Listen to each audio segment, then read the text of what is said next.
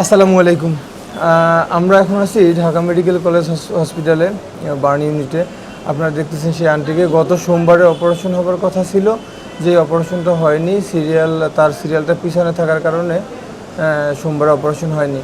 ইনশাল্লাহ আগামীকাল সোমবার অপারেশন হবে, ডক্টর বলেছেন। এখন কথা হলো, এই পর্যন্ত যে তার যত চিকিৎসা খরচ, আপনারাই কিন্তু 5 টাকা 10 টাকা, কেউ 20 টাকা 50 টাকা পাঠিয়েছেন, সেই টাকা দিয়েই তার চিকিৎসা খরচটা চালিয়েছি আমরা। কিন্তু আগামীকালকে যে অপারেশনটা হবে তার, আমাদের হাতে আছে এখন পর্যন্ত মাত্র 1000 টাকা। এখন এই টাকা দিয়ে তার জন্য কি ওষুধ কিনবো নাকি তার খাবার খরচ চালাবো, মানে খুবই হিমশিম খেয়ে যাচ্ছি। আপনারা যে যতটুকু পারেন, এতদিনও পাশে থেকেছেন, আপনারা প্লিজ পাশে থাকেন।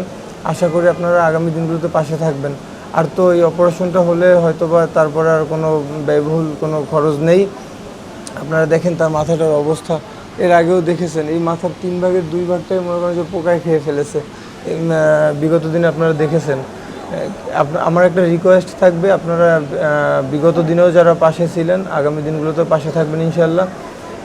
এর অপারেশনের খরচটা কিন্তু আপনাদের কাছ থেকে আসতেছে, আপনারা এই খরচ বহন করতেছেন।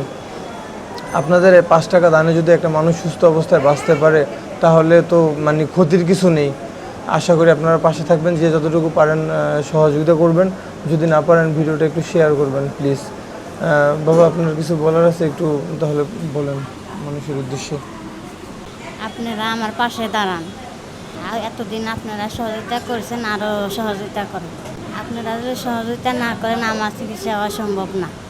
ছেলে মেয়েদের মুখের দিকে ছায়া বাঁচতে চাই। আমি বলি আমার বাচ্চাদের কী হবে।